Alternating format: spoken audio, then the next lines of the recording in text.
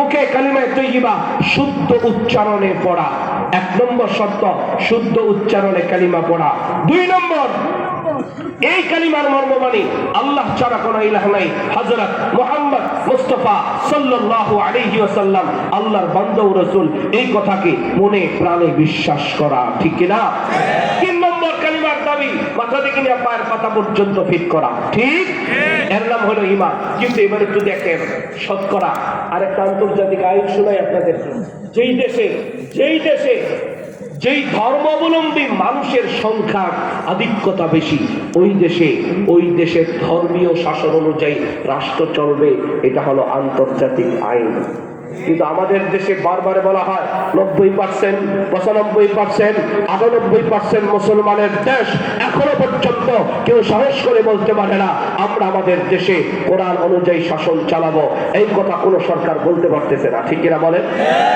তার কারণ কি?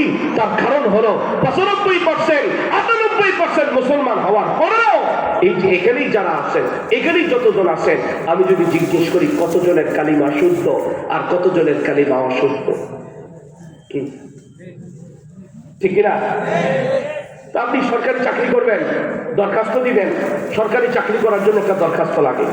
দরখাস্ত দিলে দরখাস্তটা যদি ঠিক থাকে তাহলে চাকরি গ্রান্টেড হয়, দরখাস্ত গ্রহণ করা হয়। দরখাস্তে ভুল থাকলে সেটা কি গ্রান্টেড হয় না বাতিল হয়? তাহলে আমার আপনার মুসলমানিত্বে প্রথম দরখাস্ত হলো লা ইলাহা ইল্লাল্লাহ, লা ইলাহা ইল্লাল্লাহ।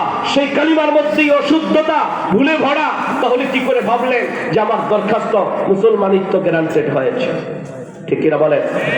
দরকার আছে কিনা কালিমা শুদ্ধ করার? দরকার আছে কিনা? কারা কারা রাজি আমরা কালিমা শুদ্ধ করব ইনশাআল্লাহ? ঠিক তো? 2 নম্বর ওয়ামিলুস সালিহাত। 2 নম্বর হলো আমল। 2 নম্বর কি? আমল হলো কাজ। আমল হলো কাজ। কাজ 2 প্রকার, একটা হলো ভালো কাজ আর একটা হলো খারাপ কাজ।